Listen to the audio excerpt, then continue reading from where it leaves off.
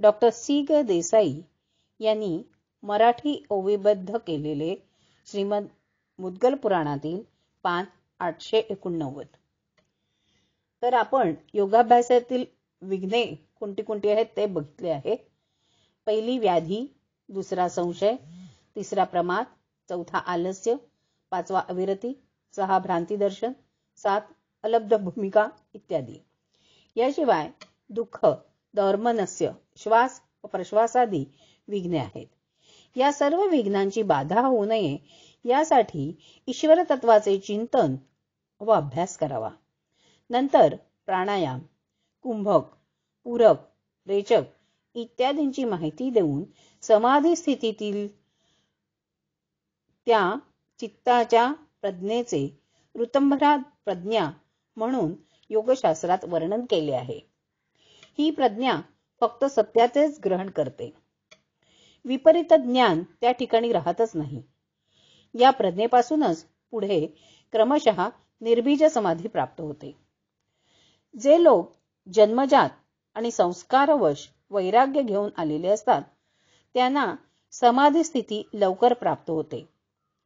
असे योगी आपल्या अंतःकरणाच्या शुद्धतेच्या आणि निष्काम कर्माच्या द्वारे निर्विकल्प समाधीपर्यंत पोहोचतात. कोणा गुरुचीही आवश्यकता त्यांना नसते. समाधीपादाच्या 25 व 26 या सूत्रात ईश्वर हाच सर्वज्ञतेचा भांडार आहे. तोच ब्रह्मा, विष्णू, महेश इत्यादींचा गुरु आहे. त्यामुळे त्याची भक्ती म्हणजे प्रणिधान आणि ध्यान केल्याने परमात्म तत्वाची प्राप्ती होते आणि योगी कैवल्यावस्थेपर्यंत जातो असे वर्णन आहे. ज्याचे चित्त चंचल असते, जो विविध वासना, राग, द्वेषादींच्या आहारी गेलेला असतो, अशा सामान्य संसारी माणसासाठी साधन मार्ग सांगितलेला आहे. त्यामुळे आत्मविश्वास साधून चित्ताची मलिनता दूर होईल आणि तो परमात्म्याजवळ जाण्याचा अधिकार प्राप्त करू शकेल. तपहा, स्वाध्याय आणि ईश्वर प्रणिधान हा क्रियायोग आहे. जो मनुष्य जन्मपूर्व संस्कारांनी संयमशील आणि वैराग्यशील असेल त्याने तपाचरणाने शरीर, मन आणि इंद्रिये संयमित करावी. चित्तशुद्धीसाठी शरीर, वाणी आणि मन यावर पूर्ण ताबा ठेवणे हे तप करावे. स्वाध्याय म्हणजे प्रणवाचा जप आणि अध्यात्मशास्त्राचा अभ्यास. सर्व कर्मे ईश्वरार्पण बुद्धीने करून ईश्वर प्रणिधान करावे. या 3 गोष्टींचे सतत अनुष्ठान करणे हाच क्रियायोग होय. अविद्यादी कोश नाश करणे व समाधीच्या द्वारे चित्ताची एकाग्रता प्राप्त होणे ही फळे मिळवण्यासाठी क्रियायोग साधने आवश्यक आहे. मागे उल्लेख केलेल्या योगाच्या 8 अंगांचे थोडे अधिक वर्णन करूया. पहिला अंग यम. यम म्हणजे संयम. त्याचे 5 प्रकार आहेत. 1. अहिंसा. सर्व प्राण्यांवर दया करणे, कोणाची हिंसा न करणे. 2. विचार आणि बोलणे यात सत्यता असणे, नेहमी सत्य बोलणे. 3. अस्तेय म्हणजे चोरी न करणे, दुसऱ्याची वस्तू चोरण्याची इच्छाही मनात येऊ न देणे. 4. ब्रह्मचर्य, विषयेच्छा वाढवणाऱ्या गोष्टी मनात न आणणे. 5. अपरिग्रह, आपल्या स्वार्थासाठी संपत्तीचा साठा न करणे, देहरक्षणासाठी व धारणेसाठी आवश्यक तेवढाच भोगसाधनांचा स्वीकार करणे, बाकीच्यांचा त्याग करणे. दुसरे अंग आहे नियम.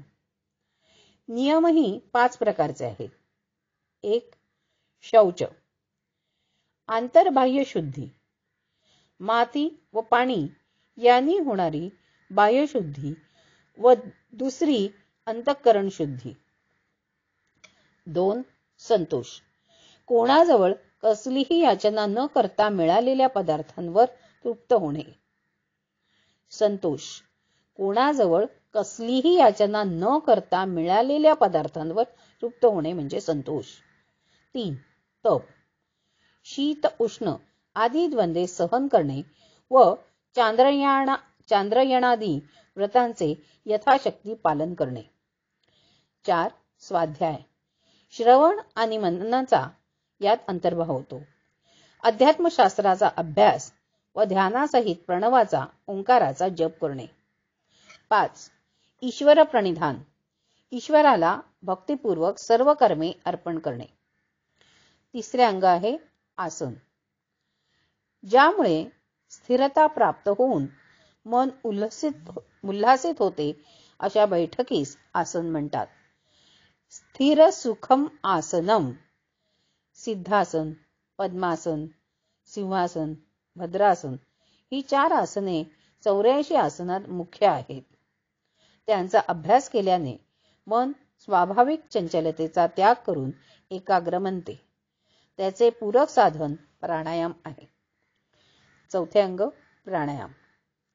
आसन स्थिर झाले की श्वास उच्छ्वासांची गती रोखून ठेवणे याला प्राणायाम म्हणतात. श्वास, प्रश्वास आणि कुंभक अशा 3 भेदांनी प्राणायाम विविध होतो. हठयोगात विविध मुद्रा सांगितल्या आहेत. या मुद्रांचा अभ्यास गुरूंच्या मार्गदर्शनाने केला पाहिजे. 5. प्रत्याहार. जेव्हा इंद्रिये विषयाकडे न धावता चित्ताच्या स्वरूपाला अनुसरू लागतात त्याला प्रत्याहार म्हणतात. जेव्हा इंद्रिये विषयाकडे न धावता चित्ताच्या स्वरूपाला अनुसरू लागतात त्याला प्रत्याहार म्हणतात. बहिर्मुख इंद्रिये प्रबळ असतात. ती आपल्याला हवे तसे मनाला पळवतात. पण प्रत्याहार स्थितीत इंद्रिये मनाच्या स्वामित्वाखाली असतात. ही योगाची 5 बहिरंगे होत. पान 889 संपूर्ण.